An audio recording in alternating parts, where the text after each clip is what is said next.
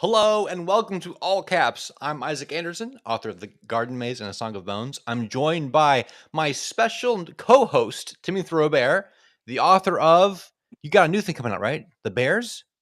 Oh, Ballads by Bears. Yeah, my new poetry book comes out tomorrow. But Tomorrow, that's kind of a big deal. Hell And yeah. then our very special guest, Mike Cahoon. Is it Cahoon or Cahoon? Cahoon. Cahoon. Mike Yep. Cahoon, the Yep. author of The SCION Conspiracy.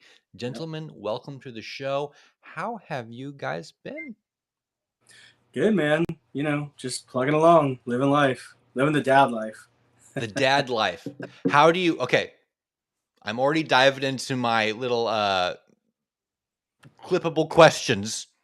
How do you balance your time writing with your time as being a dad and work, and how do you balance that? Where do you find the time to Poorly, write? poorly. Tends to be, you know, you're supposed to write every day, and I go multiple days without writing. And then when I do have a chance, I just have to go whole hog into it and be real, you know, try and crank out as many pages as I can as fast as possible. But no, I mean, it's when you're trying to balance. I have young kids. I have a 4.5-year-old and a 3-year-old. So when you're trying to balance writing and a job and kids and all that, it's basically you just fit it in where you can. There's not really a whole lot of balancing going on. are you the That's type of writer that can just sit down and just go to it and just like hammer out 10 pages in an hour? Or So if I've done enough like prep work, so I do a lot of note taking when I'm chasing the kids around, driving them to and from places, working at work. I do a lot of like jotting down things on my phone, even writing out whole scenes. So having that prep work done gets you through pages way faster. If I'm just sitting down to start from scratch, sometimes I can crank out a whole bunch of pages. Sometimes it's an hour of staring at one page. It really just depends on what's going on. excellent. How what do you have a word goal?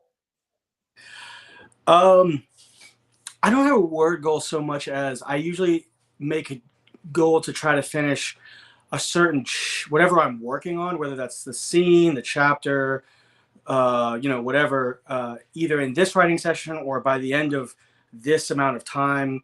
So like a lot of times, uh, I'll be like, I want to finish, for example, I want to finish this scene in this hour. And then sometimes I'll say, I want to finish this chapter by the end of like next week, or whatever that's kind of how I set goals, less so than like a specific word count or anything like that. Yeah. I've definitely done both. I've had times where I'm focusing on, today is this chapter, finish the chapter today. And other Right. days I'm like, today I have to do 2,000 words. And I found when I'm focusing on do 2,000 words today, um, I find myself jumping around in the book as I'm, Right. because like I can get 300 words. I can write this little scene I have in mind right now that's 50 pages away, but it's in my head right now. So I'm not sure how helpful and healthy that is. But I th- I think I did my best work when I was focusing on, okay, today is this scene. So before I start, I'm like, okay, let's just get a bunch of notes written about just this scene and jump into the scene, and Right. that's today's work. So I used to jump around a lot, and I still do to some degree. But I found, especially jumping around between different projects, really throws my ability to like make progress in any given project off by a huge amount. I have ADHD, and I'm very impulsive when it comes to just about everything, especially writing. So I'll get an idea for a book, and I'll just sit down and I'll write the first 5 chapters of that book, and then all of a sudden I'll not touch it again for 3 months. So it's like if I don't focus on one project, I'm going to have 20 projects going and never Yeah, make any real headway with any of them. I feel that. I feel that strongly. I'm So there this year personally, so I feel it for sure. I spread myself too thin and I've started working on like 7 different projects. Yeah. Mm. And then Rosaire, I don't know if Isaac, you're in that group, right? I don't know if you are, Mike. Rosaire Bushy with his, Oh yeah. Oh yeah. yeah, okay. I thought, okay, yeah. I'm So not he sure sent me we can that talk message. about that. I think that's still a little Oh, secret. well, maybe. Okay, well, Watch out, Tim. They're gonna come get you. maybe. Well, they said they wanted. I thought they said they wanted it to be promoted. When it's No. time. When Oh, it's time. well, he's not watching the show then. Let's see how many viewers we have right now. We have. It says 0 in Restream, but I There you bet go. in other places 0 viewers. But Well, I did have a question for Mike because I think you're one of the most genuine, nicest people in the community that I've seen. Like, I haven't Thanks. known you that long, but you've invited me to groups. You're very kind in the groups. You never seem to rock boats or anything, or you always seem very even keel and right in the middle. And your book is dark fantasy, correct? Yeah. So I'm curious because you have such this like kind, gentle presence. Where does the darkness come from? Is that just like an inner you that you like to release, or? Man, I've been a fantasy fan for my whole life. I started reading fantasy as a kid, and I read all of the epic fantasy. I have a huge, like, I would say the core of my love for fantasy is epic fantasy, and that kind of hopeful whatever. But I will say, as an adult, I kind of fell out of it for a long time, and I got into what got me back into reading fantasy really was dark fantasy, grim dark fantasy, and I think, like I said, as an adult, as someone who's older, with kids and has lived some life and done a difficult job with its own stakes and things like that, I think dark fantasy tends to hit a little bit truer and a little bit more honest, maybe. It's easier for me to connect with, I would say, than what I read as like a younger person. Mhm. And I think, you know, I think where you'd like to answer your question more directly, where the dark fantasy comes from is more of life experience. Because, I think you should approach life, like you said, kind of try to be kind to everybody, be nice, but also be realistic. And, there's a realistic aspect to dark fantasy that I think appeals to a lot of people, especially me. Well, dark fantasy, the stakes are higher too. Right. Typical fantasy is like, the princess is in trouble, good will win. So the stakes are there, but they're not necessarily very high. Dark fantasy, it's close to the real world, so this guy might fail. Well, I think when you talk about, epic fantasy versus dark fantasy, I think a lot of epic fantasy tends to be more focused on the future, and we're bringing about these changes in the world and things like that. Whereas I think dark fantasy tends to be more focused on consequences and what's happening right now and living in this world. Because if you're talking about magic and someone being born with innate incredible power, or talking about a kingdom with a ruler who has this crazy absolute power, these massive armies and stuff. Looking at our own history in real life, what are the chances that that person's going to be benevolent, kind ruler? It happens, but it's kind of rare. And when it does happen, that person tends to not last super long. Yeah. So, like that Game of Thrones, a Song of Ice and Fire kind of vibe, then, where it's Yeah, the stakes are high, but also have a very like potent realism to them. yeah, exactly. I think that to me that makes fantasy much more engaging, as like I said, as an adult reading it, as someone who has read all the classic fantasy and all that stuff. I think it's much more interesting, much more engaging, and I tend to get more sucked into those stories. So what sucked you into specifically the SCION conspiracy? So, the Scion conspiracy. The Scion conspiracy is a story about It's a story about a web of politics and dark magic. It's about children being abducted for an unknown purpose by this conclave, the shadowy kind of conclave. Um, and it's all set during an age of exploration. And as you might have guessed, I'm kind of a big history buff. I listen to a lot of history podcasts, read a lot of history books. And then you combine that with the fantasy aspects, like Tim was saying, Game of Thrones. was inspired by the War for the Roses, or the War of the Roses, as everybody's kind of aware of.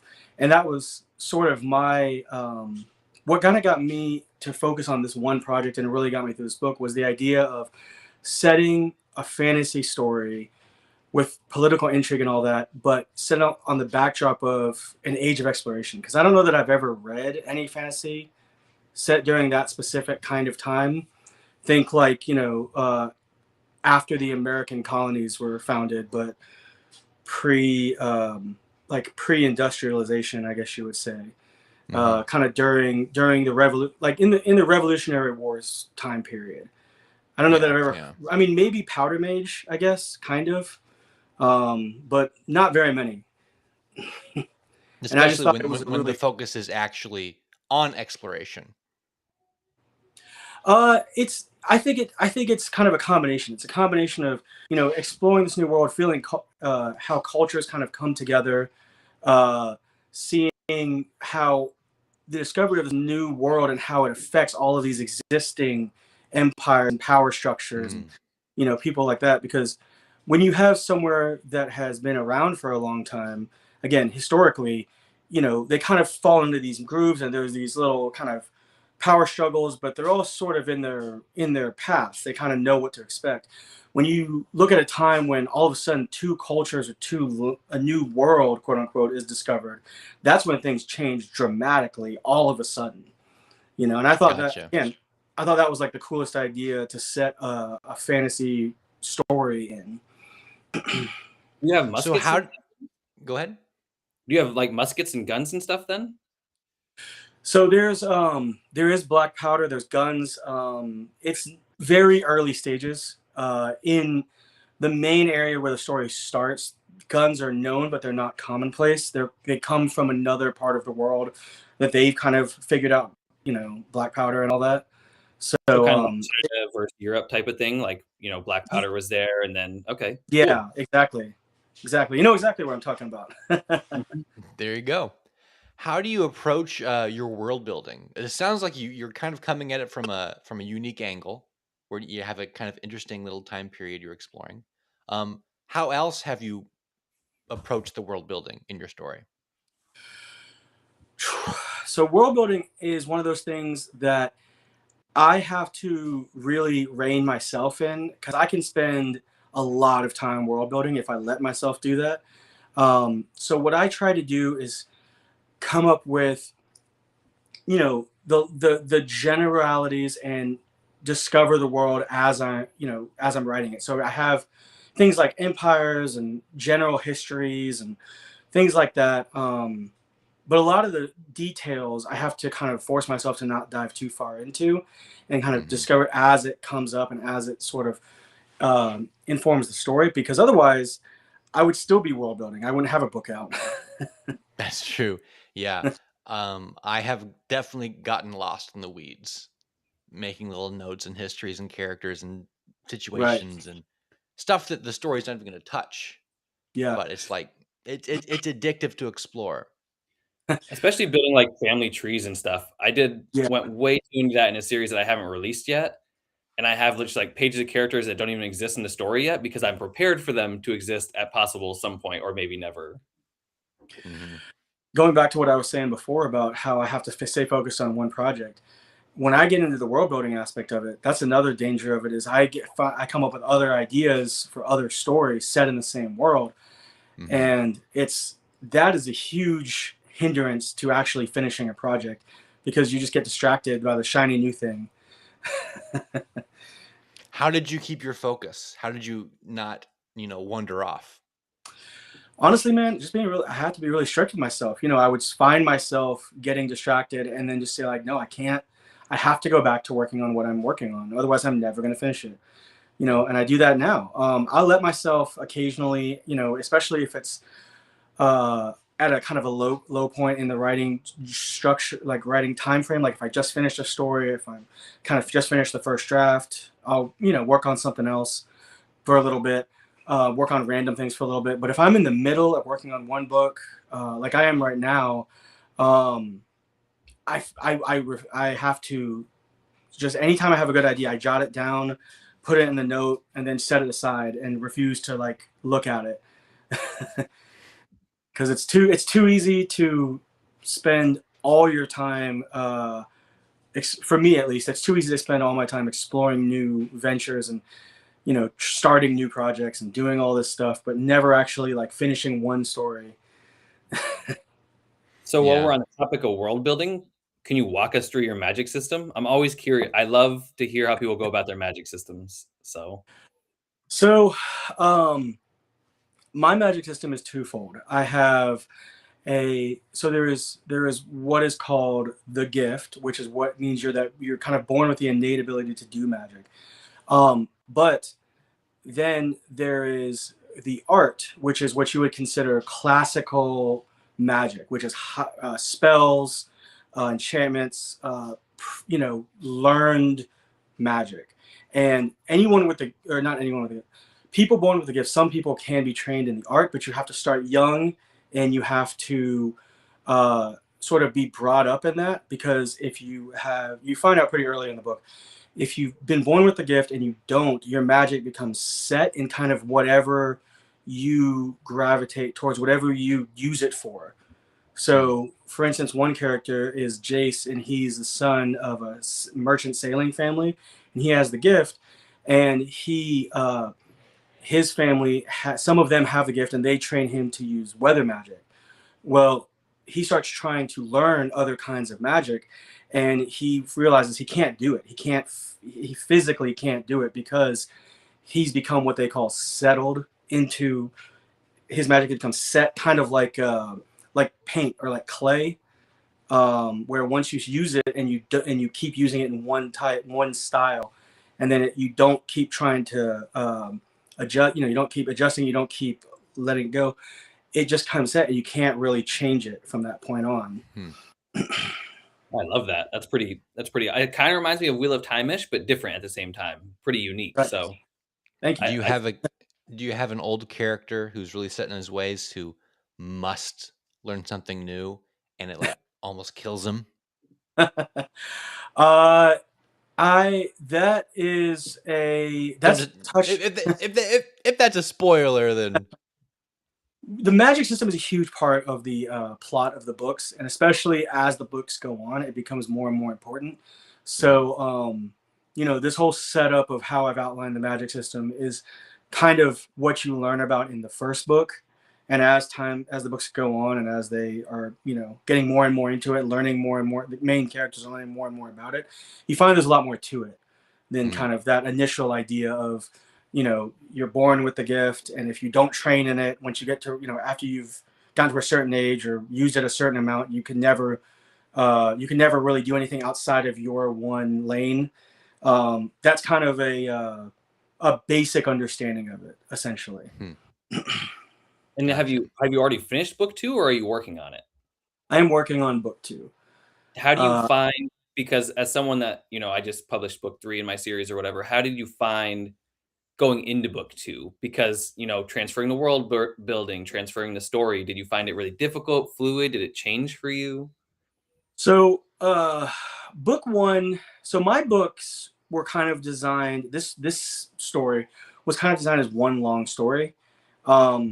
And so the breaks in between books are like time jumps, but they're time jumps of only a few weeks, basically. So the story really flows. So I was able to kind of just go from writing book 1 into writing book 2 almost immediately with not really a lot of things. The hard part has been more so in book 2, the introduction of new POV characters and balancing them and balancing their perspectives with the ones that already exist. So I have to try to figure out how much time to give each character, because I don't want this story to balloon up to 500,000 words. Well, you also don't want to be like Wheel of Time, where they give some characters such a long POV that it's pretty common that people are like, yeah, you could have cut almost all of this and I would have been fine. I feel like that's a really hard, but you also want to do your own characters justice. I feel like that's a really hard battle as an author. I told someone recently, I think starting my writing career with a multi-POV epic might have been a misstep. I probably should have started with a single POV, like sword and sorcery, kind of like something fast paced Yeah. and, you know, easier to write. Uh, Macaroni and cheese. you know, I love this story, and I'm glad that I wrote it. I think it would have been a little easier to write if I had a little bit of more experience under my belt, and I also Mhm. wasn't trying to learn the whole author thing at the same time. Because a lot of my writing sessions are spent doing things like marketing and working on my website, learning, you know, how to do various author things that I don't know how to do instead of Yeah. writing. So But if you I really already deserve a lot of props. You deserve, like, out of almost anybody, especially in the last few months that I've seen just pop up, because didn't know you before the last couple months. You're everywhere. You put so much work in. People that aren't in group chats with you might not know, but you put so much effort in. You're diligent. You outshine me with your. I don't know how you do it with kids, with life, with writing. I don't know how you can market so hard, keep such a good attitude. You don't ever seem to get down, and you are everywhere, and you're killing it. You don't have any 2 stars. You don't have any 1 stars. Most of your reviews are like raving about your book, and it's your first book. Like, it's incredible. You really deserve like all the praise for that, because it's impressive. thanks, man. I don't know about all that, but I do appreciate it, man. That's awesome. Thank you, especially from someone who has a bunch of books out already. Yeah, but like you, I mean, I spent a long time on my first book. I did not do it in a popular way. I mean, it starts out with action, and then my editors were like, add a prologue. And I've had totally mixed reviews in the prologue, so I don't even know. Then I started out with action. I'm in a niche that's very small and not forthcoming, and people have very intense ideas about it. So for me too, my first book was like really up in the air because it's niche. Some people have a very set mindset on how it should be. People have a different mindset on expectations. So like you, and I think we probably all think that with most of our books. I feel like as authors, the majority of us don't set out. I mean, we set out with the hopes to get big, right? But we don't set out Yeah. with the hope of, I'm going to gear this toward this audience because I want to sell. You write the book because you love it and you feel it, and hopefully you'll find those people that jive with it and that like it, whether it's in the millions or whether it's in the 30s or whatever. I mean, I personally set out being like, if 100 people ever buy my book, to me that's a huge win. That's So pretty good. That's Hey, pretty good. man, I went into it with the mindset of, you know, as a kid, I wanted to write a book because like I said, I loved reading and I loved fantasy, I loved sci-fi, all that stuff, and I always wanted to write a book. And then when I decided to actually commit to it in my early 30s, after I had my first kid, and after we had our first kid, and you know, it's one of those things where I went into it with the mindset of I just wanted to do it to show, you know, be able to tell my kids that I gave it a shot, Yeah. basically. You know, I didn't want to say, "Oh, I wanted to do this thing and I never did it." So that was my motivation more so than anything else. And you know, if other people like it, then that's great. If nobody else likes it, then at least I tried it. That's always been my way of looking at things. Yeah, you've made a wonderful treasure for your family for generations. Hopefully, they won't read it until they're a lot older. There's a lot of violence in this book, but you know, Still, do it's a you special find that thing. with your family? Because Isaac, your book's violent too, right? My book is violent. I'm not sure if I haven't read Mike's violence, so I can't compare violence. But I very often have to dial things back uh, in later edits. So my Do you guys initial find it hard with your family? Like, when your family's like, "Oh, can I buy this book?" And, some of my family's young, and they're like, "Oh, I want your book." And I'm like, "Mine is grotesquely violent." So, like, Hmm. I'm like, Well, I don't really want you to read my it." my target audience is 12 and up. Okay. So the violence that's in the book is like comparable to it's not nearly as violent as like Redwall is. Redwall gets incredibly violent. I was gonna ask that Um, because Redwall is also labeled as 12 and up, and Redwall is oh yeah, pretty brutal, so there is some stuff in yeah. Redwall. I'm a But huge Redwall fan, just so you know. That was like my number one fantasy series as a kid, and yeah, I think that plants the seeds of enjoying fantasy violence when you're a kid. oh yeah, oh yeah. Oh, I think it's Pretty probably the strong. same for all 3 of us. Of what I know of Isaac and myself, obviously, and now you, I think all 3 of us, Redwall apparently is a big making of our Oh childhood. yeah. It's crazy because Redwall's a it's so. big inspiration. Yeah, Um, for sure. I want to go back to what you're saying about point of view characters. Oh So yeah. as you're working on that, how do you find that balance? Like, are you able to sense like, okay, we've spent too much time with this character or not enough time with this character? How do you decide, whose brain should we be in at a given moment? How do you decide that? So there's a couple of things. I started the first book trying to give every character the same number of chapters. That was in my early drafts, and that did not work out. You realize really quickly when you're writing, and I would consider myself a character first writer. I kind of try to go where the characters take me as far as stories go. Mhm. You realize really quickly that when you're trying to force each character to have the same number of POVs, some characters just don't have as much to do or to say. Yeah. Some only need a handful of chapters throughout the whole book, and a lot of it comes down to that. Is just as you write and as you go, you say, well, this character needs more time. This character needs less time. That's probably not a good way to do it because that means you end up deleting a lot and starting over a lot. Yeah. But that's been my process so far. I think Um, you need to have the courage to say, okay, I need to delete things. I need to start from scratch, and this chapter needs to be completely thrown out and redone again.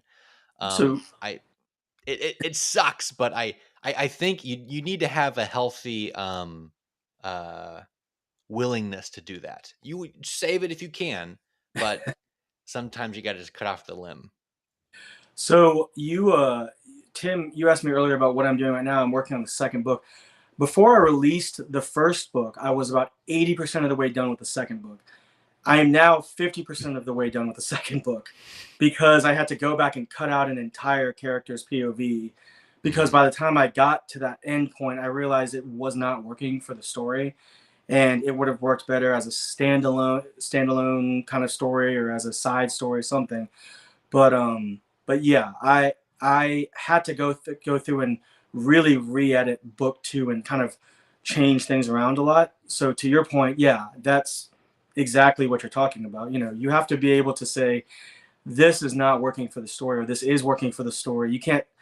I know a lot of people are hardcore, zealots for plotting, Mhm. for really serious plotting, and I understand it. I studied writing and English literature in college. Actually, that was my major, and I understand why people are so in favor of it, and I do plot to some degree, but I think too much plotting and too being too rigid prevents your story from taking the natural steps, evolving in the way it needs to, in a lot of ways.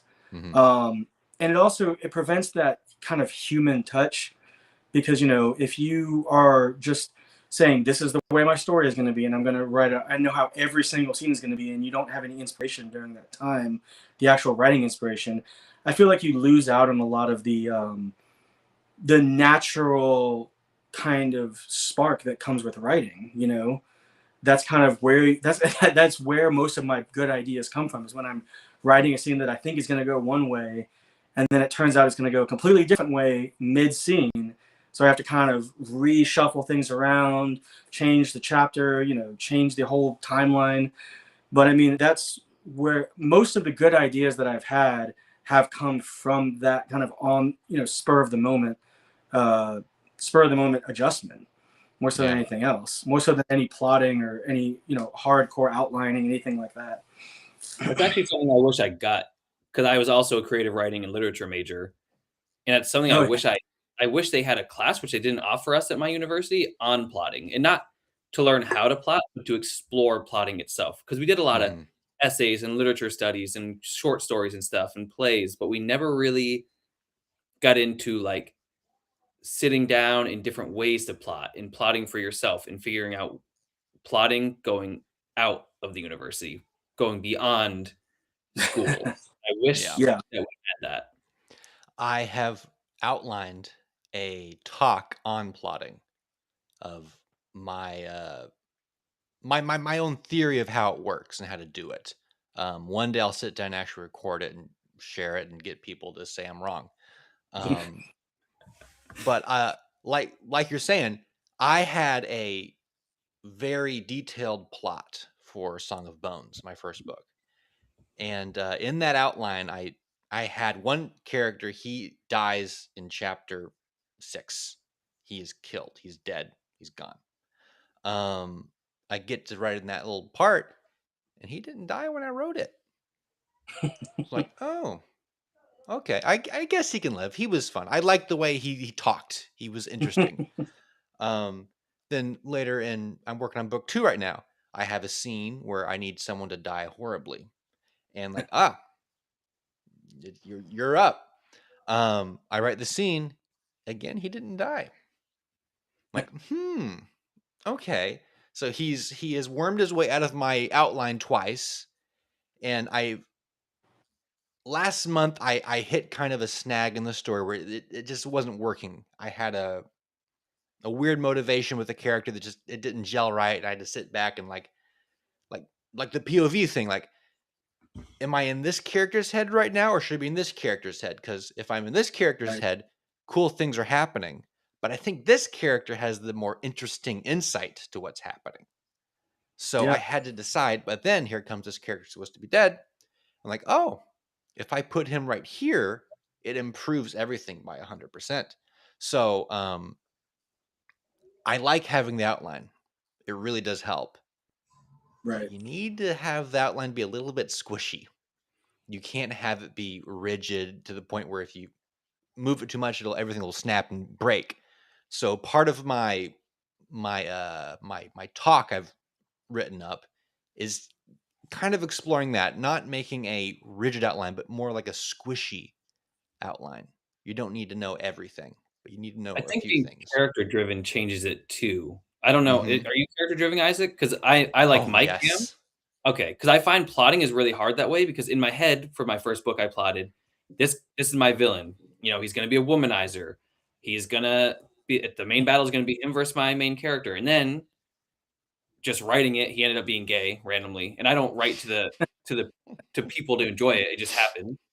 And then he ended up becoming kind of like an unsung hero, and it just shifted my whole novel. So like I can't really Yeah. plot because even if I plot, and I've tried, everything goes away because I just follow my characters and I get so invested in whatever's happening that my plot just goes to the wayside anyway. So even and I've Yeah. seen people be like, "Oh, put checkpoints," but even my checkpoints alter because my main characters jump from being one thing to being something totally different, and it changes everything. I am character first to the point where that's even before world building. So the characters, I have them figured out. And then once I have them figured out, I think, what's the best world for them to live in and what's the worst world for them to live in? And I explore, it'd be interesting if they were in this situation. So I build a world around that helps. I'm making a fun house tailored for these characters, basically. That's kind of how I approach all of my world building. So it's a little bit more have you guys read The Giver? Oh yeah. The Giver, that first book is very, very good. And the next book, I forget what it's called, but it's like a sequel. I And didn't know it's there was a sequel to The Gift. oh yes, and it's so strange. Like the world doesn't make logical sense, but it makes character sense. Ah. So I'm not going to that extreme, but I really did like how the author handled that. That was unique. I haven't read anything like that before. Right. Tim, to your point, I was going to say, the whole idea of signposts, I think that's, for me, that's a better way of outlining than trying to come out with like a chapter by chapter or whatever you want to say. And signposts can be anything from character developments to things that need to happen in the story to world building things. There are certain things like for my series that I'm writing now, I know certain character beats have to happen, and I know I know the ending, and I know some other points that have to happen, certain scenes and things like that. But how I get to those signposts it's changing constantly. Yeah. So it's like I think having when you say outline, I think that to me is a more functional outline than like a chapter by chapter outline of what's going to happen, you know, page by page kind of thing. Yeah.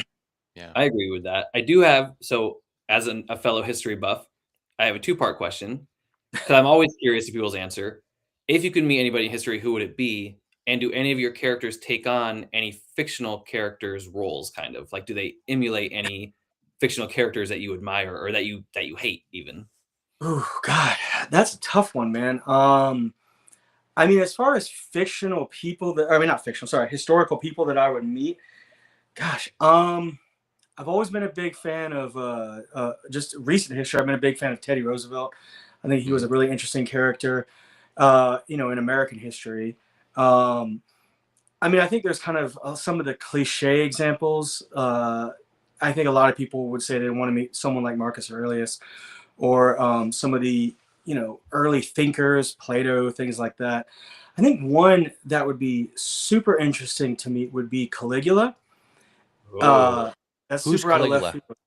He's the Roman emperor that was historically seen as the bad guy he and killed everybody. He did the killed prescriptions. everybody. Yeah, Oh.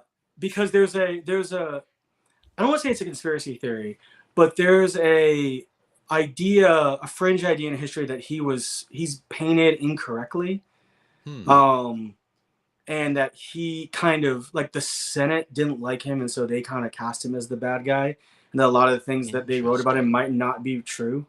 So that would be an interesting one. I think most of my answers would be along those lines, just answering questions that nobody knows the answer to. That'd Uh, be cool. Like Octavian would be cool in that way too, because everybody says the same thing, right? That he pretty much wrote his own history because everybody right, that wrote against him was also killed because he did the next prescriptions. right. So yeah, I totally get that. So do any of these people come into your novel in any way of your characters, any pieces?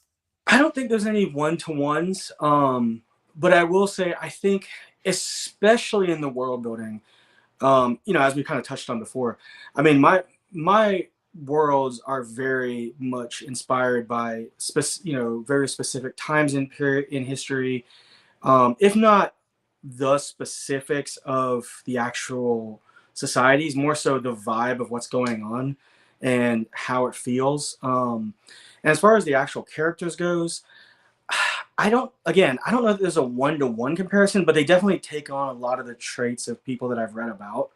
Hmm. So, you know, if you have an emperor or you have a, you know, a ruler or a merchant, sailor, captain, something like that, and they're supposed to be, you know, if you have a ruler that's supposed to be kind of haughty and you know, high-minded, things like that, and you've read about guys like that in history, you kind of put those two things together, you know. um, I mean, for better or worse, I think it definitely is a thing that impacts my writing for sure. Um, I don't think you can get away from it, and I think that honestly, consuming media of one type or another, whether it's, you know, other fantasy stories or histories or TV shows, whatever you want to say, I think that really helps a lot of people when it comes to writing because, you know, you can't write. It's very difficult to write from nothing. I would say it's borderline impossible.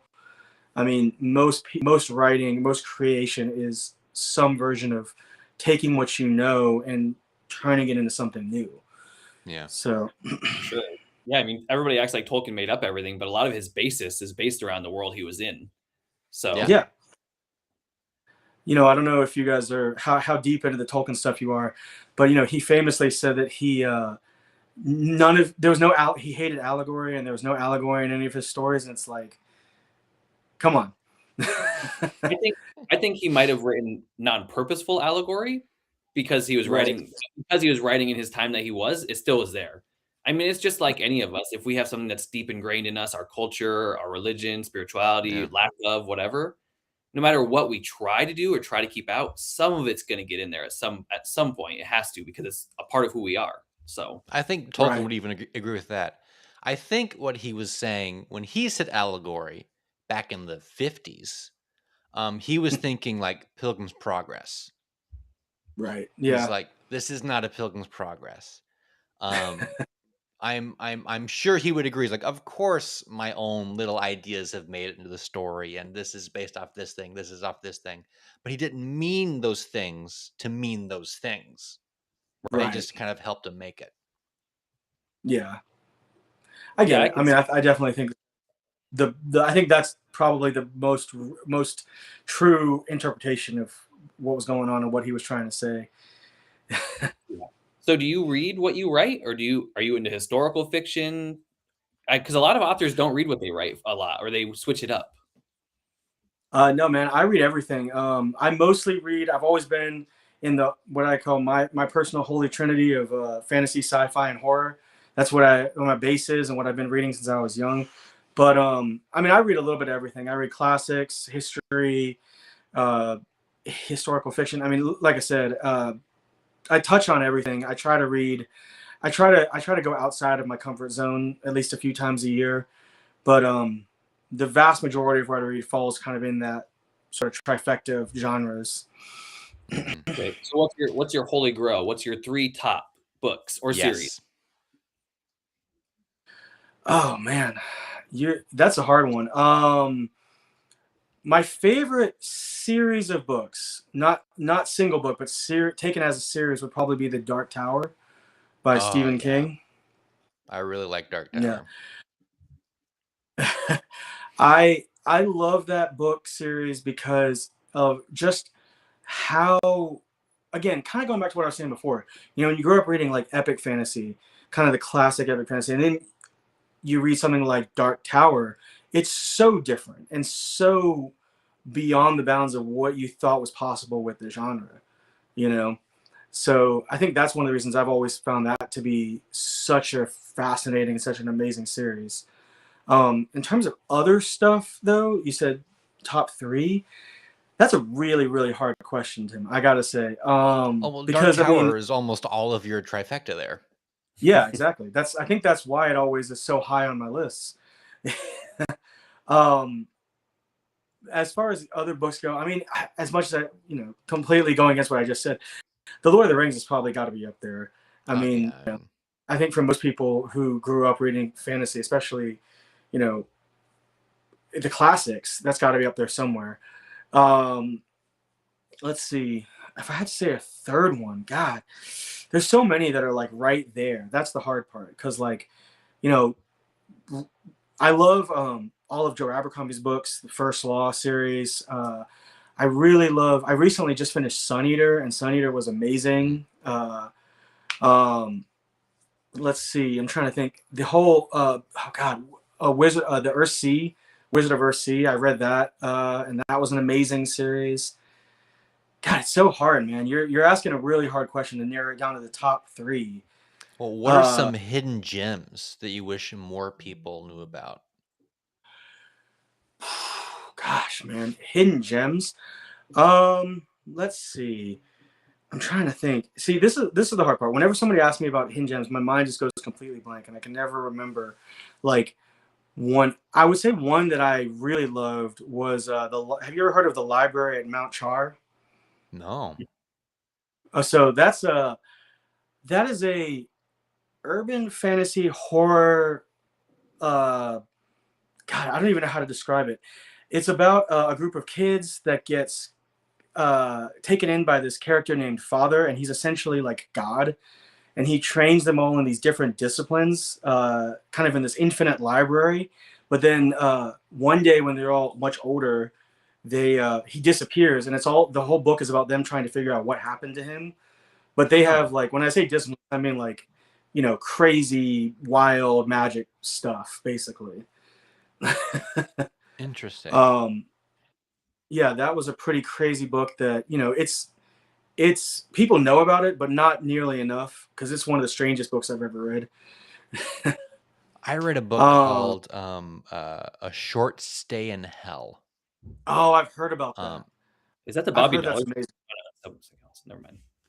it is really good. It Yeah. just it like activated my thinking brain. Like when a book really draws me in, I get distracted while reading it because I'm thinking what I would be doing in this situation. Right. And Short Stay in Hell did that more than any other book. I was thinking about it days afterward of what my strategy would be, of how I would live in this situation. It's a short little tiny book. You Right. can read it in an afternoon. Fantastic. Absolutely. So it's an infinite library. These people die. They meet this demon. The demon's like he going through like it's an iPad assigning everyone their hell.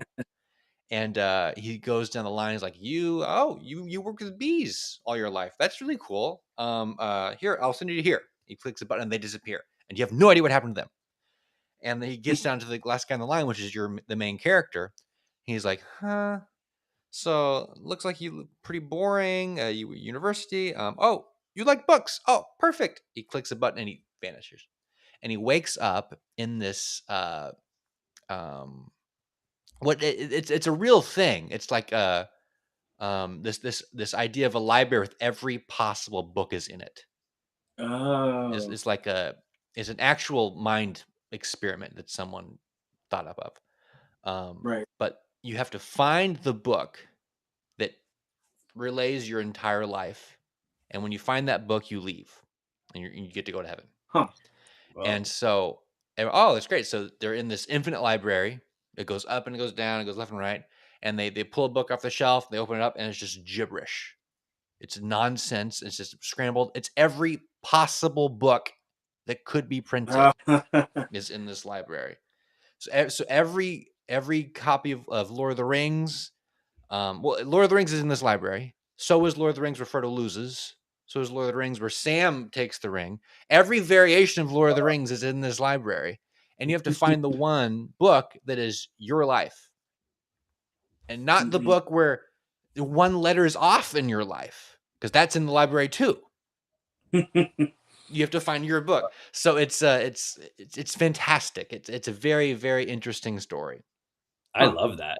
It Yeah. reminds me almost, and it's gonna be real quick, but it's a dream I had, so nobody can take it. Well, you guys can, I guess. But so this dream was years ago. I still remember every piece of it.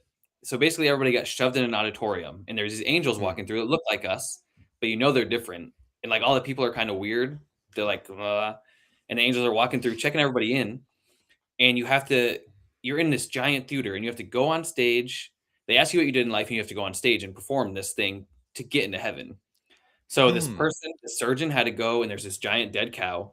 The surgeon had to go and like do these special surgeries on this dead cow. I forget what this other guy had to do. And then I get up there and I don't know what I'm doing yet in the dream. And all of a sudden I look down and I'm in this like grass skirt thing. And I'm like, what is happening? And they're like, you have to do an African tribal dance. And I was like, what? To get into heaven, I have to do an African tribal dance? It makes no sense. So I get on stage and I start doing it. And I don't even know how. And then I woke up. So I don't know if I got into heaven or not. But it reminded me, the demon going through reminded me of that dream because like the angels going through with a checklist. So, but That sounds like the that's start to a great book, Tim. I've thought Have you about it, but I don't guys know. had dreams you've taken and put in your stories? Nah. I Not think little real pieces. daydreams more so than anything else. Okay. Yeah.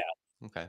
Yeah, I put my like dreams in the short stories, but I've never done anything with them. Like I had this really vivid alien dream I put into a short story, but never did anything with it. It almost feels, you hear stories of authors doing that, right? And movie Mhm. directors and stuff like doing that, but it's I don't know, it's weird. But I feel like we're always dreaming as fantasy authors, whether we're awake or sleeping or whatever, we're always dreaming of some sort. Even when we're writing, we're Yeah. dreaming to some extent.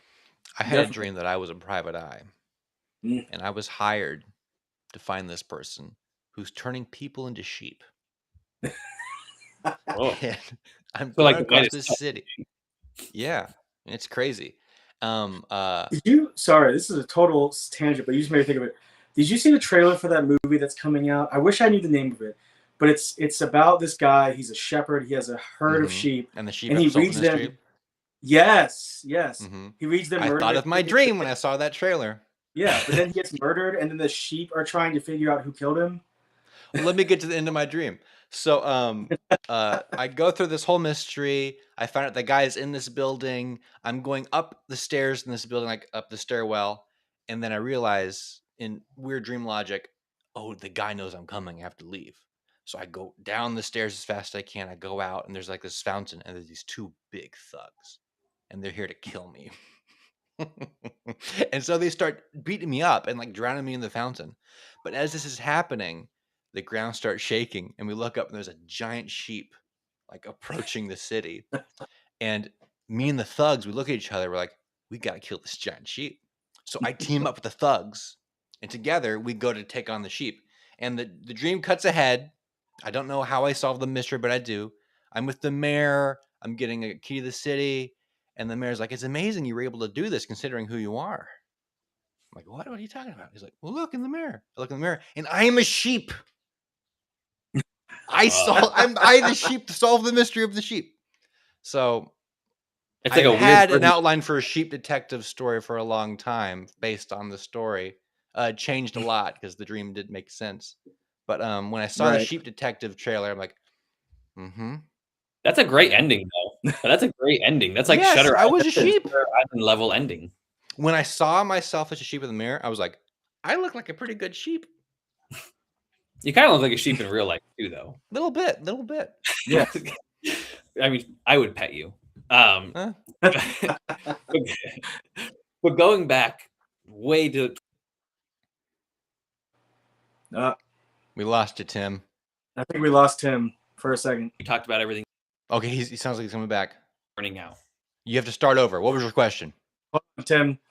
Oh my gosh, I died for a minute. Oh, You're back now. I was wondering why everybody froze. Okay, so I feel like modern day, we all of us authors, we face the severe fear of burnout, and with you doing so much, and you market like crazy, you're reaching out to all these reviewers, you're putting everything on the line. How do you keep away from burning out? How do you separate everything and go through everything so that way you're not totally just like dead at the end of the day? He's also a firefighter. So, man, if I have a secret, it's that I have a lot of other stuff going on in my life that is, I hesitate to say it, but is more important to me than being successful at writing. You know, I have a wife and kids and a firefighting career. So it's like, I love writing and I want to be successful. I want people to read my stories. But at the end of the day, you know, it is something that if I don't succeed at in the terms of like financially, it's okay. Because like I said before, I'm doing it for a different reason. So, you know, at the end of the day, I'm doing it because I enjoy it and I get to do it more so than I have to do it. You know, and I think that helps a lot with the whole burnout, you know, the feeling like it's a grind. Feels more like something that I'm enjoying doing and I want to do. You know, if I wasn't enjoying it, I probably wouldn't be doing it. Yeah. Keep it from feeling like keep it from feeling like a job. Yeah, right. For sure. Keep it a fun thing.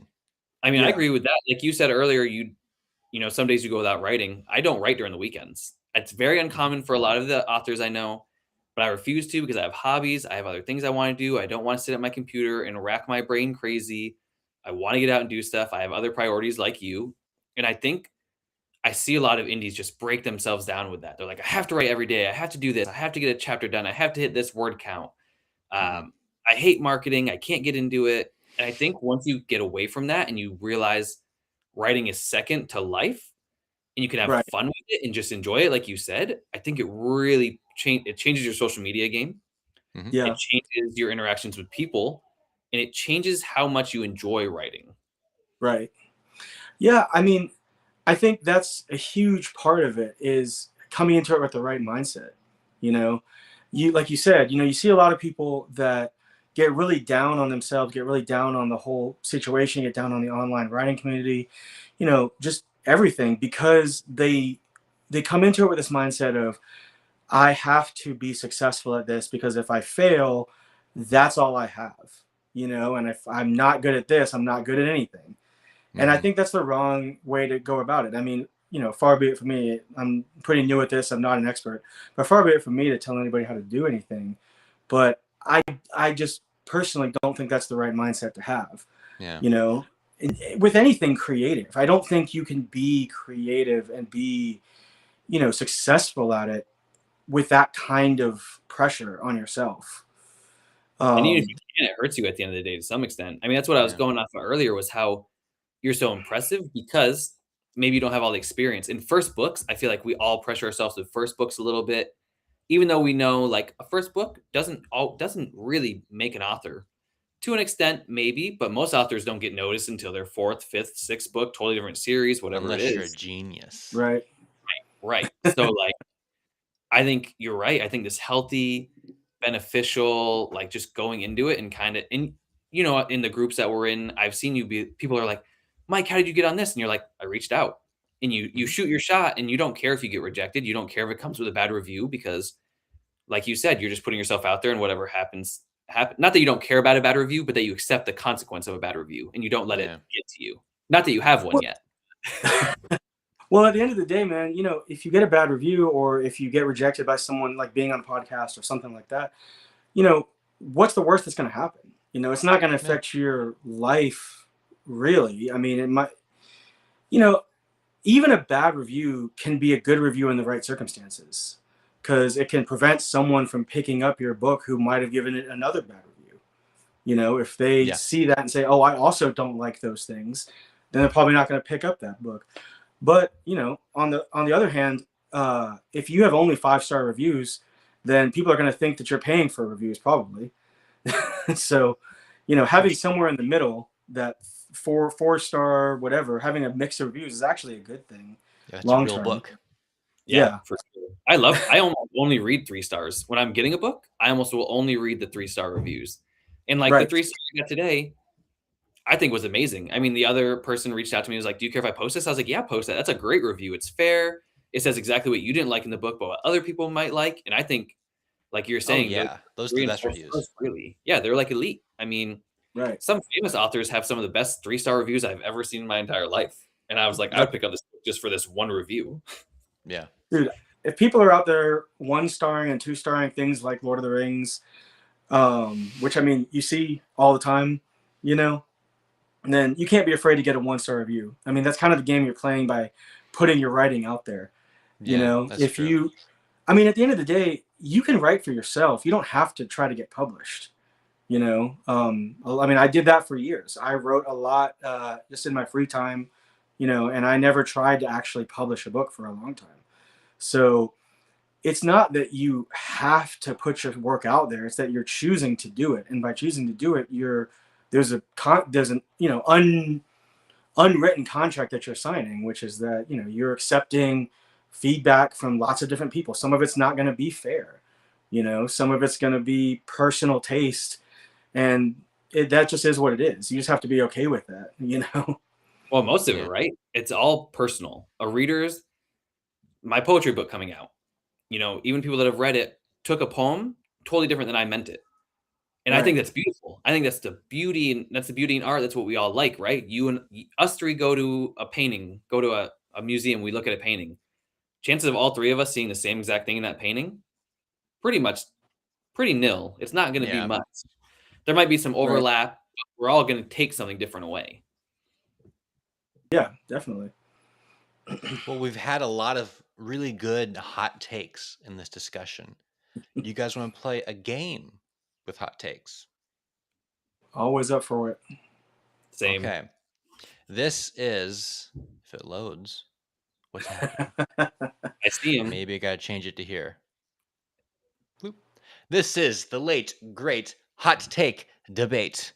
So, we're going to have a hot take. And I want to know if you guys agree or disagree with this take. Are you ready? Oh, yeah. Here we go. Sounds like a good one. Okay. Spider-Man is a menace. Full stop. The mustache man is right. The kid is a drama magnet. Agree or disagree? Oh man. I mean, from a comics reader, I disagree 100%. If I was in Jonah Jameson's shoes, I would probably agree. you I know, mean, if Spider-Man really was swinging around New York right, City, I think that is a big hazard. This teenager, swinging fists and picking up cars, and right, we don't know who he is, and he makes a mess. He just leaves, and I think that is problematic. I How mean, all heroes find villains, right? Well, villains find heroes. Yeah. right? And Spider-Man's my number one, always has been, obviously. That's why I wear a suit. He is a drama magnet. I mean, he's at the beginning, he's a high school kid. He has no idea what he's doing. Automatic drama. Mm-hmm. B, he brings chaos and destruction pretty much everywhere he goes, no matter what. And he's not pure like Captain America, right? He's a flawed hero. He's Right. immature, he's snarky, and a lot of stuff gets messed up because of him. And then you have a character like Venom, who his Right. main goal is to get Spider-Man. So you have one of the greatest, most dangerous villains ever in comics. That's Earthbound, coming strictly for Spider-Man and causing havoc. So, Well, and think about it too from the perspective of an average person in the Spider-Man universe. You know, one day Spider-Man shows up in a black costume, and you don't know anything about what's going on. He's just a dick all of a sudden, out of nowhere. Like, You know, why is Spider-Man black now? I don't understand. Why is I he would have loved to see like And the then- well, and then I- the next week he shows back up and he's in his normal costume again. He's acting like none of that ever happened. You know, so I mean, if you're just an average person and you don't know what's going on, it's like, what is going on with this guy? You know, there are commentators in the Marvel universe that have big podcast episodes like, why is Spider-Man black now? Is he trying to say something political here? We're going to talk about it today with our special guest. And they bring some psychiatrist like, obviously Spider-Man thinks that he should represent, his culture, because I think Spider-Man is black personally. And then you have that would be an interesting little glimpse into the Marvel world. well, even look at it What from does the our Marvel YouTube look like? even look at it from our world. Spider-Man goes from your friendly neighborhood Spider-Man, and then all of a sudden he disappears with the Avengers, disappears doing all these other things, but then the streets are left behind him because Spider-Man's not there. So if you're the average Right. person in Spider-Man's universe, you're like, shit, all these banks are getting robbed now. All these people are getting their purses snatched, and there's nobody shooting these damn webs. Like, what the heck? Yeah, I guess you can. In the Marvel world, you kind of do need Spider-Man around. In the real world, though, I think it'd be a menace. Okay. Oh, for sure. Next Yeah. hot take. Stop writing trilogies. Nobody has the time for another timeless classic. Less is more, everybody. The time has come for small, beautiful books. I'm so against Disagree. hard to disagree. I'm so against the new age of, and I'm writing a novella, so I'm not against novellas, but I'm against this whole new age of only reading novellas, only standalone books. And there's a reason that the classics are classics, and that these trilogies and long series are not everlasting, but that they are so ingrained in reading still. It's such a hard pass for me, especially. And I'm also a reader that always wants more. Not that I don't like standalones, but like I really need to grasp and grip. So I need at least a trilogy. I'd prefer like 5, 6, 7 books. When you're making a trilogy, like my own trilogy I'm working on right now, I'm constantly thinking this is a lot for someone to agree to read. So I want to make sure I'm totally respectful of their time. So I'm trying to be as original as possible, do things they've never seen before, and be entertaining. So how do you like the biggest thing for trilogies? Why I kind of agree with this a tiny bit is I don't think I'm so special to demand that much attention from you when there are all these other series that are much better than what I can do. So how do you guys approach trilogies? Like what is your mindset? What's the story you're trying to tell? You know what I mean? It's like at the end of the day, I think there's a time and a place for every kind of story. You know, if you're talking about short books, if you're talking about trilogies, giant, door stoppers, I think there's, you have to write the book that your story needs to be. You can't be afraid to make it too long. You can't be afraid to make it too short. I think only you can really answer that question. I think trying to just stretch your book out because you want it to be some giant epic when it's really a more small, focused, personal story is a recipe for disaster. I mean, but the opposite is true. Trying to cram too much into a tiny, tiny story, trying to fit more on the page is also not going to work out for you. I think a you're perfect gonna example end is the Hobbit trilogy. Yes, that's exactly what I was thinking of. I still love the Hobbit trilogy. I don't care. My big fear, is my book 1 and book 2 are very different. My book 2 takes on a lot more world building, throws in my magic system, and I think that's really make or break in a trilogy is the book 2, obviously, because book 2 is usually pretty different. And how different do you get? How do you captivate a reader but keep the series going? And do they want to go beyond that, which is a big deal? But you also have the Wheel of Time that's a multitude of books. And I'm on book 10 right now, and people say it's a slog, but I adore it. I love it. So it really also depends on what someone wants to read. Do they want this huge world building? Do they want a vast world? Do they want these characters so badly that they're going to keep reading? And at the end of the day, is that what you want to write? Right. I think that's, again, I think that comes back to what I was saying is that, you have to write you can't be afraid to write this book that your story needs to be. You know what you're trying, or you should know what story you're trying to write, and it's kind of going to determine whether it's a standalone, a trilogy, 15 books like the Wheel of Time. Yeah, I mean that's what it comes down to. I mean, different stories take different amounts of time to write, and that just is what it is. I don't think you can say trilogies are inherently good or worse, or standalones are inherently better or worse. I think I get the quote here a little bit in the timeless classics, but a lot of the classics are also a multitude of books. But I understand what they're getting at with certain ones. And I think, it's great to have. I mean, my favorite book is Anthem by Ayn Rand, whether that's considered a classic or not. It's my favorite standalone book.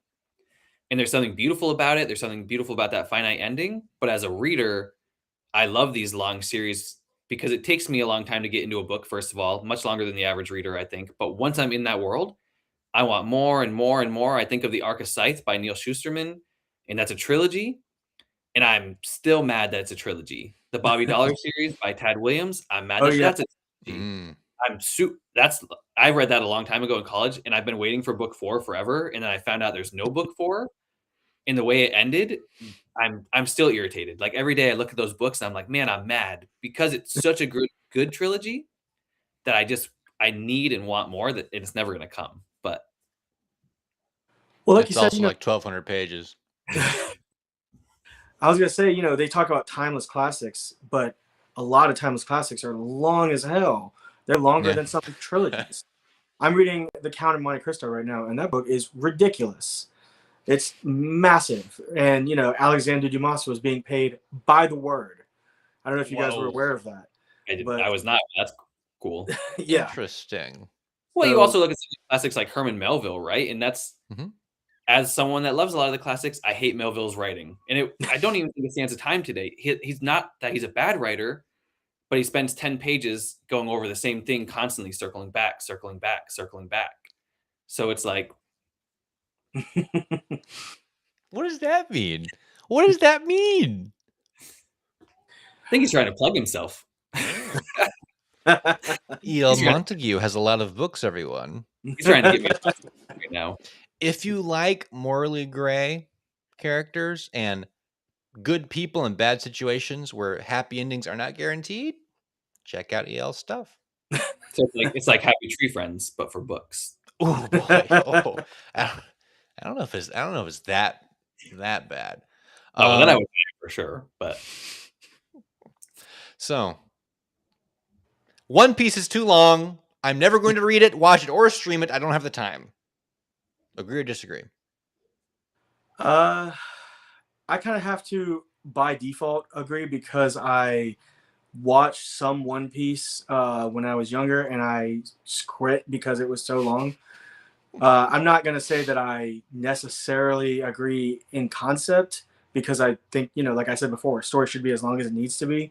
But from a practical standpoint, as someone with kids and, a job and trying to write, I don't know that I'm ever going to commit to watching however many thousands of episodes One Piece is, to be honest with you. I mean, to say a story is as long as it needs to be, I agree. Right. But to sit down and consume that large of a story to find out if it did in fact need to be that long or not, right? I think that's a big ask. I know nothing about One Piece. Is it longer than Dragon Ball? Oh, it's yeah, freaking enormous. Oh, that's pretty long. I don't know that much about it, but I want to say I saw somewhere that it was the longest. Maybe not the longest No. anime. Now, No. the longest written work by a single human Really? is Charles Schultz's Peanuts. Oh, nice. That That's makes the sense. longest written work by one human is Peanuts. But I think if One Piece, if that guy who's doing it goes as far as he wants it to go, what he said, it might eclipse it. I Didn't I think there just might see be something a point about? where you Oh, go ahead, Mike. Oh, I was just gonna say, didn't I see something about One Piece? Like the first season or something, supposedly just ending, and it's like 1,000 episodes. Season 2 is about to happen. I Season do 1 think was there's a point crazy, man. where something needs to be cut off. And I think, I mean, that's up to the writer and that's up to the readers or the viewers as well, obviously. But I think of things like Grey's Anatomy that had a good few seasons and then just become really subpar. And Mm, then people are just watching it just to watch it. And it's not the same for yeah. readers because when you're reading Right. something, if it's subpar, you're probably not going to finish it. And if you do, it's going to be a long journey to finish it. So I think the author has to make that call, but I do think there is a right time to end things, or at least Yeah. a sentiment of a right time. I think Supernatural did the right thing. Supernatural could have gone on 10 more seasons. People would follow it because it's got that big cult following. But they're like, hey, this story needs to end. And we can't just keep going and throwing these crappy things in there to make a story. Yeah. We want to end it on a good note. Because you can do that, right? You can do the True Blood method every time you have a book or a season, you can throw a bunch of these crazier things at it, but at some point that loses its glamour. At some point you're like, nah, I don't really care anymore. To your Yeah. point, Tim, there's a lot of people that think Supernatural should have ended after 5 seasons. Yeah, I know that debate, which I wholeheartedly disagree with, but I am familiar with that debate.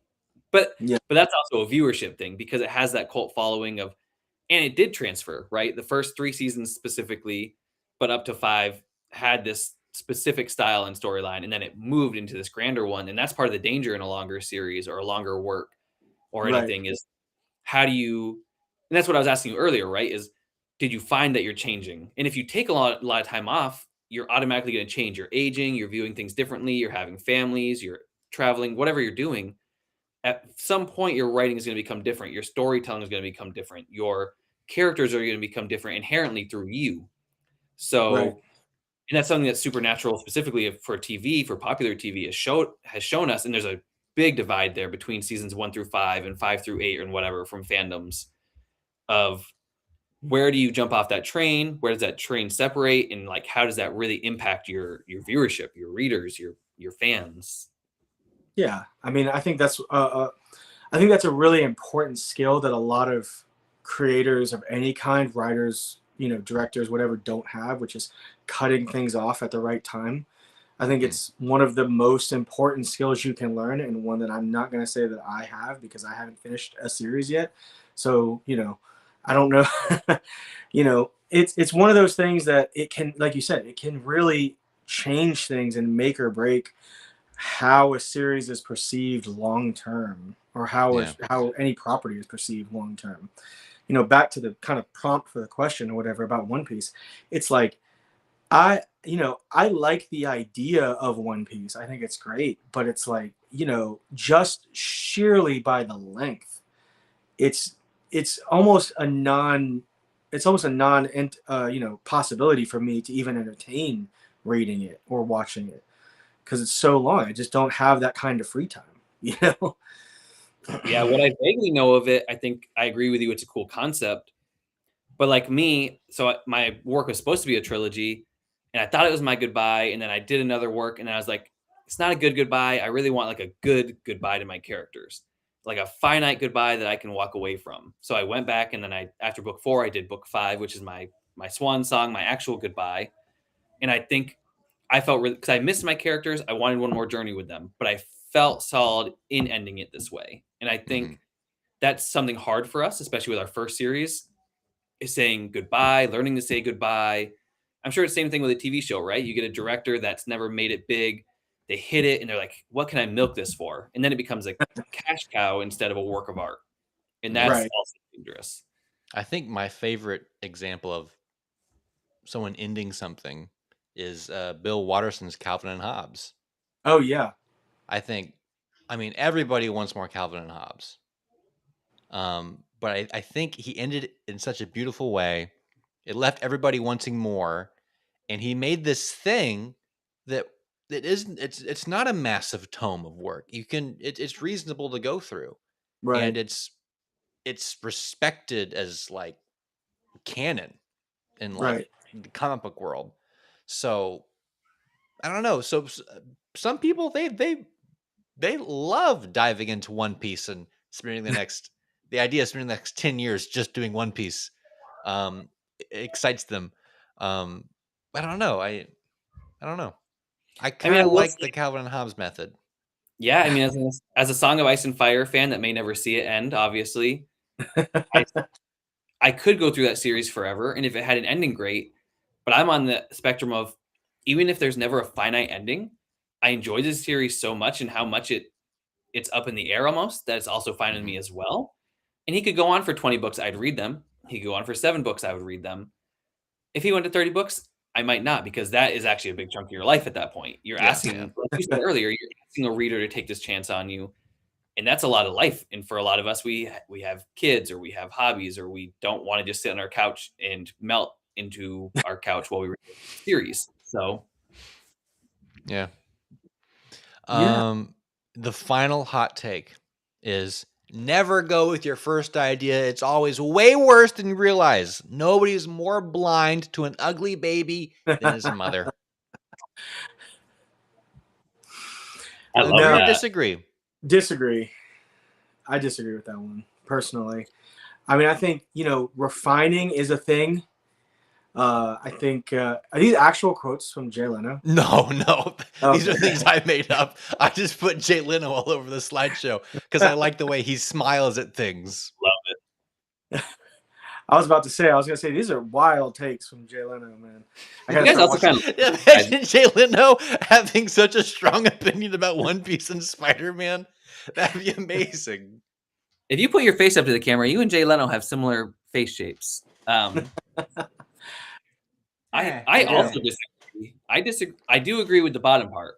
Nobody is as blind to an ugly baby as their mother. It's because especially mothers because they're born to love. I mean, they're made to love their babies no matter what. And Well, there are babies, when they're first born, they have this amazing ugly phase for like a couple of days where they some of have them it have all that face for a wrinkly. long Oh, but it's like this really cute ugly. Like it's hard to describe.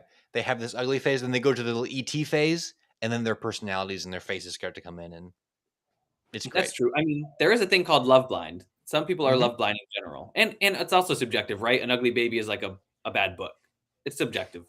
Um, Right. but I agree with Mike. I think first idea is probably your best idea, honestly. Just like if you're going into a test, the answer you think is Mm, right is probably right, but if you second guess it, you're probably going to be wrong. And statistics prove that.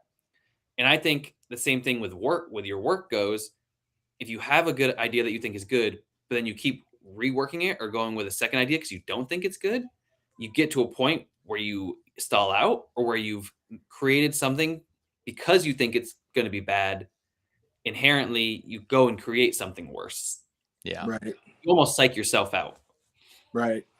Yeah. I think Tim's right on the money with that one because it's like, I think you know, you can have bad ideas, obviously. Like, not all ideas are going to be perfect or going to work out, turn out something. But I think you should, when you have an idea that you feel strongly about and you think could be something, you should work on it and invest it. You shouldn't just trash it right off the bat because it's your first idea.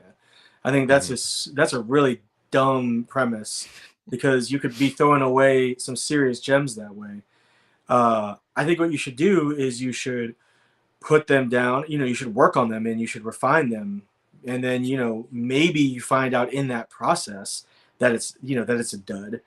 But I think if you can't make that judgment call based on when you had the idea. I think Yeah. that's a crazy idea. That's a crazy concept. Well, look at Tolkien. I feel like he wrote down basically everything, and everybody loves him for it. He just wrote down whatever he wanted, whenever he wanted, and it worked out to some substance at least. Timothy is dressed up nice. Um, This is I my agree a little bit with Leno, just a little bit. My my process is I come up with an idea. I go, okay, interesting. I write it down, and then I think, what's a step beyond this idea? Then I explore weird things.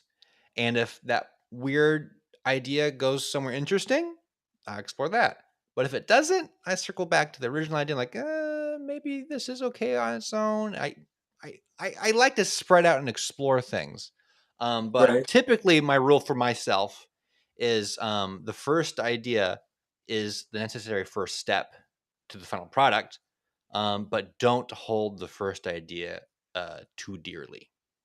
Of course. Yeah. I mean, you have to be willing to grow with the idea, to shape the idea, but just going away from your idea is leaving Hmm. possibly a pot of gold in the Yeah. dust because out of Like fear. killing off the rat guard character in the first book. The Right. outline said he should die, but when I got it was more interesting that he stayed alive and made more problems for everybody. So if the first idea keeps you from finding a weirder idea that's a little bit more unique, um, you need to be able to look beyond the first idea. I think be I think, flexible is kind I of think what I keep repeating throughout this but entire that's talk. still kind of agreeing though, because you're going with Mhm. growth. You're growing from a first Yes, idea, yeah. not going with it. So that's Don't that's be a stubborn. Don't be like really stubborn. Oh no, exactly how I said it the first time. That's how it has to be. The stubbornness kills creativity. Yeah, no, definitely. I mean, being flexible is the biggest. It's one of the biggest skills you can learn as any kind of creator. I think. I Yeah. think it makes a huge difference in how successful you are, you know, in your writing or in your art, whatever you want, whatever you're talking about. Hmm. Because being able to adapt is a huge component of being successful in creating things. yeah. I mean, I know some authors that they want to hit this specific thing with their planning or whatever, and they're like, I have writer's block. I have writer's block. And I talk to them and I'm like, why do you have writer's block? And it's because they need it to be this way. They need it to go from here to here. And for me, I've never written like that. I write Yeah. like, that's a cool idea, but if I get there this way or I don't get there, it's fine. I'm following the lead. And I've never had writer's block for that reason, I think. Hmm. Yeah. Yeah. No, I mean, I think writer's block tends to come from feeling like you don't necessarily have the ability to change your story and that you have to stick to this rigid idea of where you want it to go, because that's like we kind of talked about earlier. I think that's what kills creativity in a lot Yeah. of ways. Yeah. I mean, in my new series that hopefully is coming out soon, almost on my last edit. I don't read that much about dragons, but I bought this cover, wanted to do a dragon based off of it just for fun. And I found myself just researching. And first of all, people write dragons so dramatically different that I still don't even know what a dragon is supposed to be like, actually, Hmm. at this point. And then I was like, you know what? I'm writing this story. I don't care. I don't need this crazy, intense copy of Aragon or whatever. I don't need to. My dragon does take on some Smaug characteristics, but he is my favorite dragon of Oh ever. yeah. So That's the classic dragon. yeah, to me, he's the best. But I also was like, I need to be different and I need to let it be its own thing. And I think that goes along those lines is how much do you take details and other inspiration, and then where do you make it your own? And how do you do that without stalling out? And how do you do that without writer's block? And how do you not be AI and just implement this Hmm. rigid section? Well, but before we end, I have one last clickbaity question that I'd love to hear you guys talk about. Um, Oh, does so the advent of AI worry you as a writer? You want to go first, Mike, or me? why don't you go first?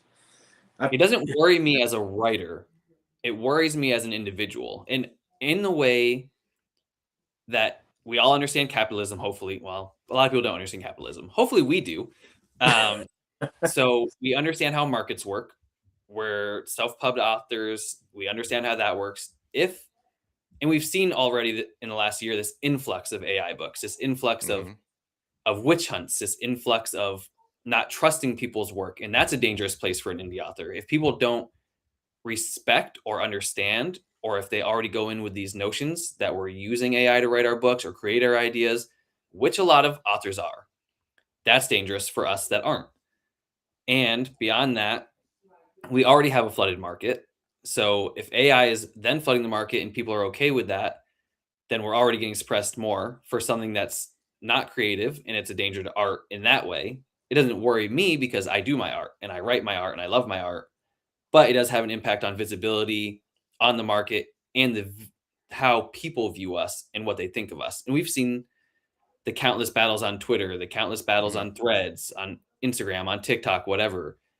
And we've seen the review bombs, we've seen the destruction, and we've seen people using AI to prove AI use. So how do you go about that? Because is that even honest? Is that true? So you can really see innocent authors get taken down, Mhm. and you can see the opposite. But there's also danger in that. There's so much leeway. There's so much unknown. There's so much toxic behavior in that too, because there's no police force for us. And if there was, that's also a danger. So it's really this swirling whirlwind of not worry, but of seeing the intense. And people say AI can't write that well yet. What we've seen AI grow in 2 years, what we've seen Grok grow just by being on Twitter is exponential, and people don't really understand that. And it's only Yeah. going to continue to grow at some point. I have a hot So, take when you guys are done about the AI yeah, thing. yeah. So that to me is the danger. Am I worried as an author? No, I'm not going to make it big probably anyway. I'm cool selling my books and having fun doing it. But I do see the dangers in its use, and I do see the dangers in people not paying attention to that. Yeah. Yeah. Um, so kind of similar take. I will say this. I think the whole AI thing doesn't worry me as much as I think it probably should. Uh, AI is one of those things where I feel like it always aims for the middle, right? You know, you give AI, the way AI works, the way I've heard it described is it takes a sample of all these different things and it spits out kind of the median. So if you ask it to make a picture of an elephant, it's going to look at all these pictures of an elephant and it's going to give you the average, you know, kind of the middle. It's not going to go for the best possible picture. And I think of it that way with writing. You know, AI is probably going to get pretty good at writing, especially things that are, you know, formulaic in a lot of Mhm. ways. Manuals, you know, whatever you want to say.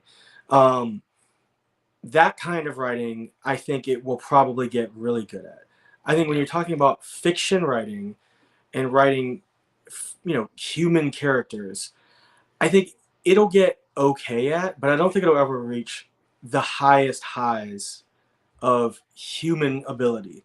And for me personally, I'm in the writing game because I love writing and I want to become a better writer, right? And I think people who are using AI to write books are not in it for the same reason, you Mhm. know, and they are in essence robbing themselves of that experience, you know, and of the development of that skill set.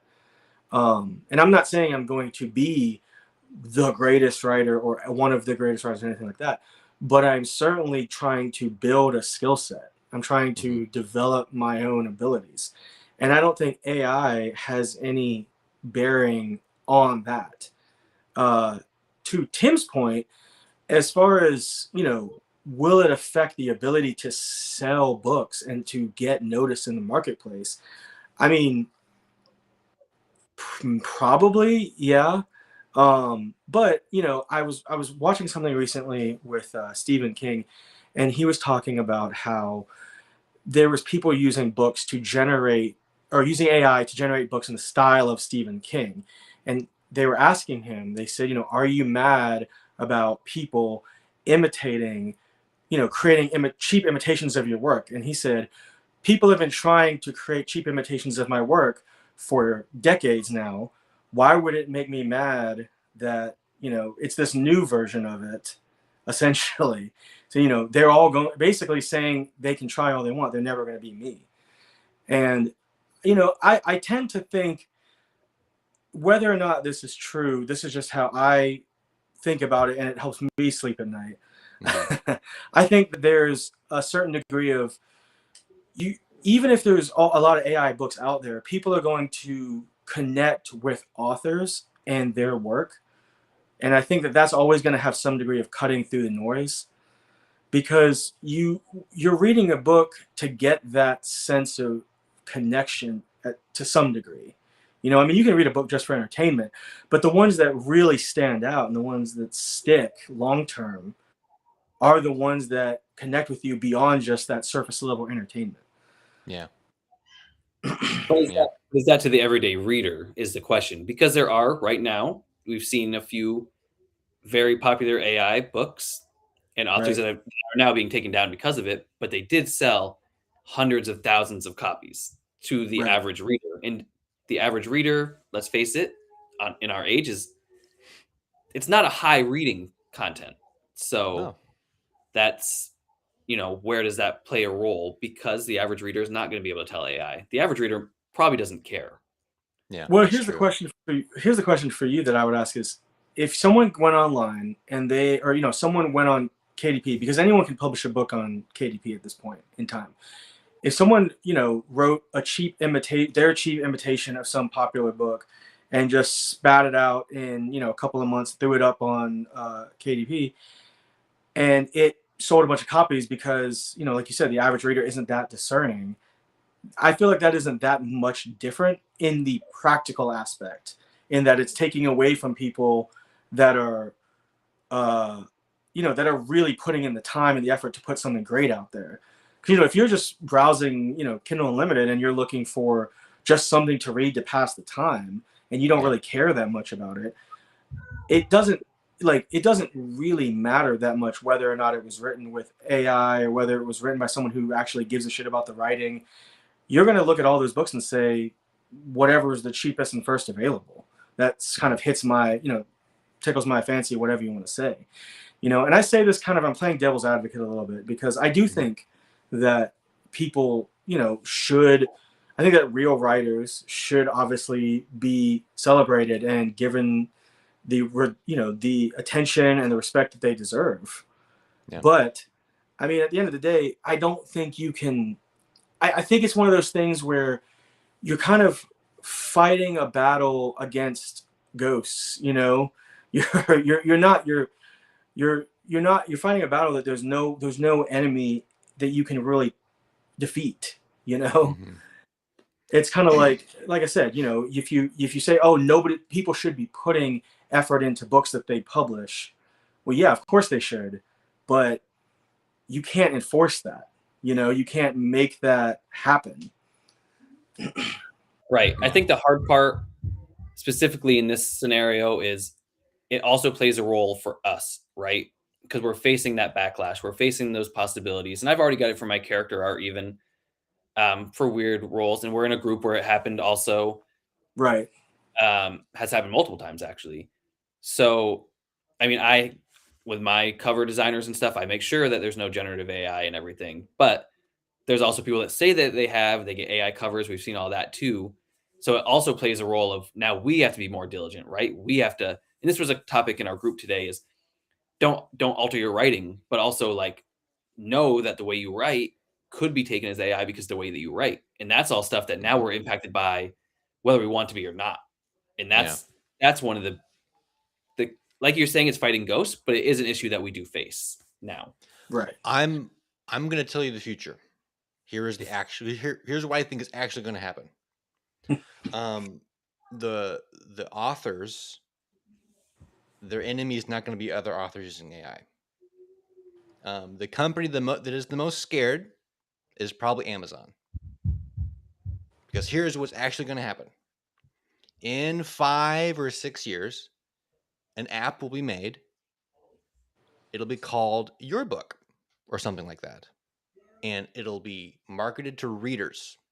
It'll say, I know you've always wanted to read this specific kind of thing and you can't ever quite find it. Here's the book. It'll make you the book. And they'll download the app. The AI will make a book just for that person. It won't be for sale anywhere. It'll be just for that person. Then it'll say, did you like that? Would you like 10 more? Right. Oh, yes, I want 10 more.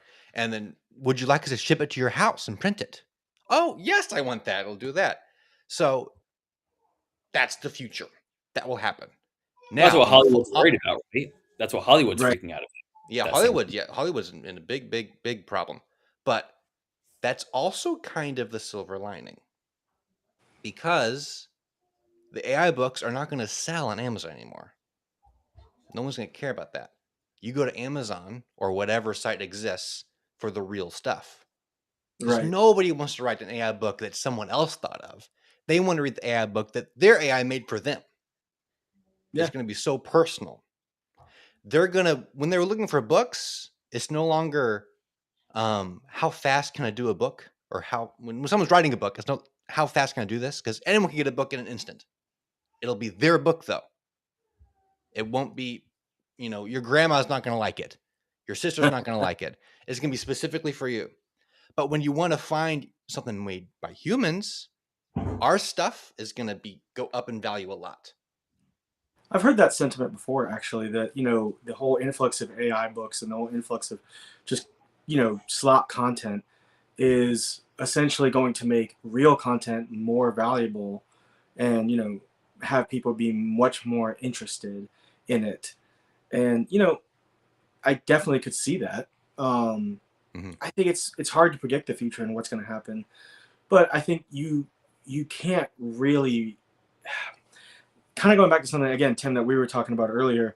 You can't really base what you're doing on a fear of what might happen in the future, or a fear of something that you could be, accused of, or anything like that. You just have to write, or what's the cliche phrase? Run your own race. Well, we've also seen we have seen a lot of people step up to the plate, I will say. In the last few months, we've seen not a lot of publishing companies, some publishing companies step up. We've seen a lot of contests step up and be like, Right. hey, we have no AI space. You want an AI contest? Go to an AI contest. And it sucks that we get to that separation.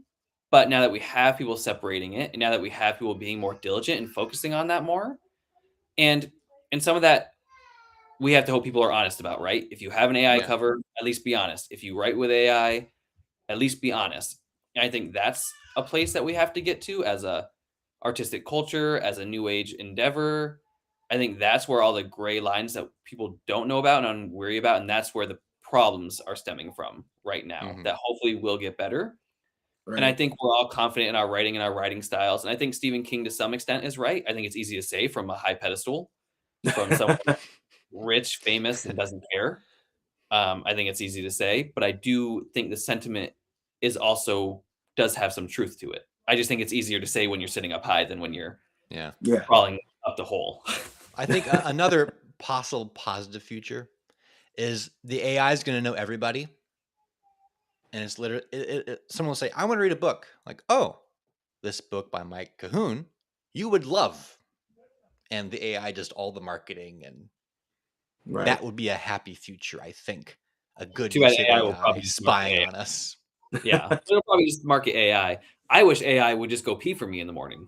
If AI could do that, I'd be thrilled. Careful what you wish for. Yeah, that's true, actually. I got really creepy ideas there. Dark fantasy stuff going on now.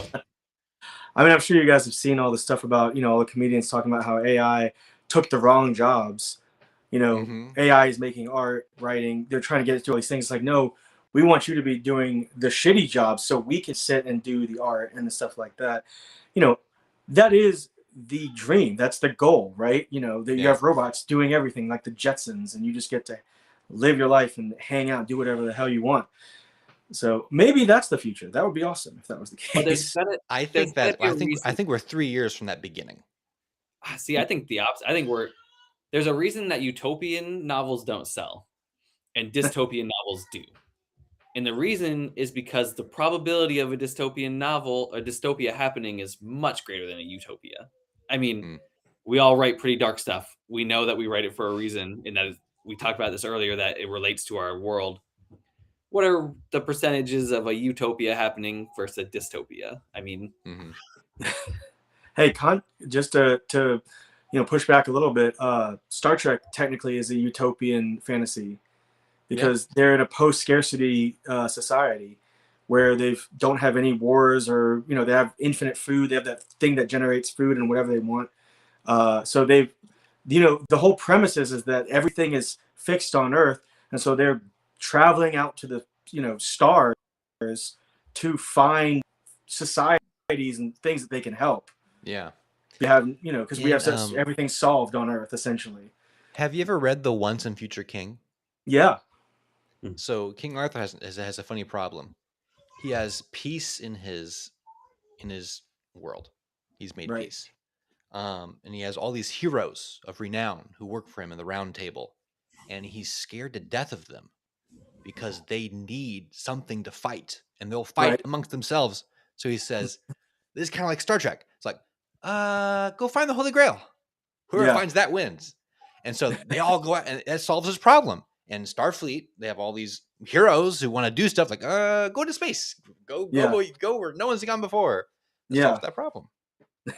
And I think that's humanity. You just summed up humanity. We get to a place of complacency and nicety, and then we're like, no, we got to go mess this shit up. Let's just someone does it at least. It's been a while since we had a loud bang. When you have kids in the house and it's been quiet for a long time, you're like, okay, hang on. Oh yeah, something's about to happen. Or a dog or anything. When my dog is quiet and she's not in the room, I'm like, what is she eating? What is she destroying? Did she fall down a well? I don't know. Trust me, I know that silence very, very well. I definitely, when I'm sitting around and I don't hear any noises, I go and I find my kids and they're standing on the kitchen counter, pulling things out of pulling things out of cabinets or coloring the dog, something like that. Well, we saw on Twitter, Tim McKay said there hasn't been any drama in like 2 weeks, and then since that day, since he posted that, there has almost been nothing but some kind of drama every day. Almost, I swear to God, Tim McKay is either the Messiah, the Antichrist. I don't know. He's Tim McKay. He's Canadian. He can't be the Antichrist. Oh, he's Canadian. Yeah. That's in the Bible. Yeah, the Antichrist cannot be Canadian. Exactly. It's in the fine print in the back, but it's there. Where the maps are. Yeah, but he even said it though. He was like, "It's been so calm," and I swear, almost every day it has not been calm since then. There's been something. So.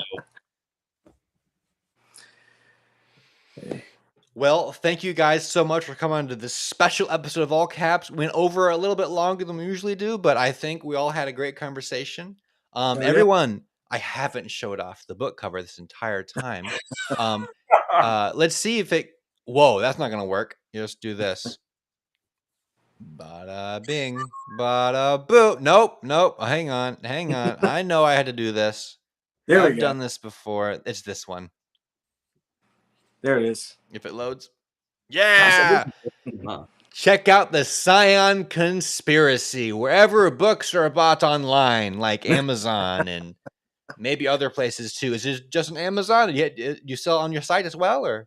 Right now you can buy it on Amazon. You can buy it on bookshop.org and other places in physical copies, but the ebook is really only on Amazon until the end of the month. At the end of the month, I'm gonna go wide and have it be everywhere when my KDP contract runs out.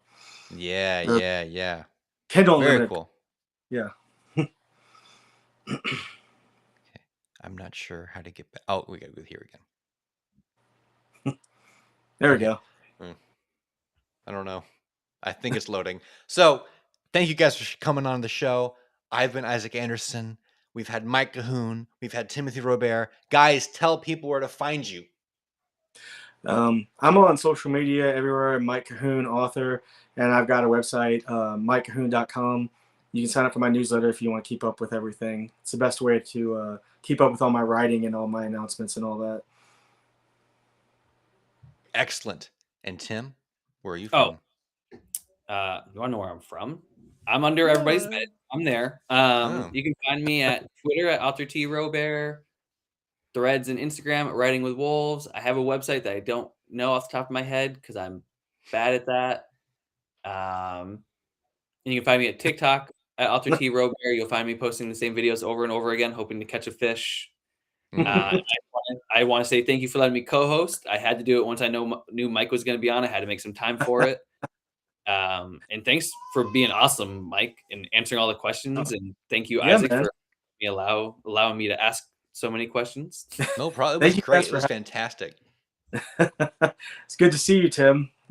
Totally unexpectedly. Surprise. I know. I was going to comment earlier, and I was like, nah, if Isaac's not posting it, I'll just let everybody see it last second. I actually wanted to I was gonna be like this, and I wanted to be the intro, be like, Tim McKay is not here, but we had a Tim. A Tim was able to show up. replacement Tim. I'm okay with it. Well, thank you everyone for watching. Have a wonderful evening. Goodbye, everybody. Thank you.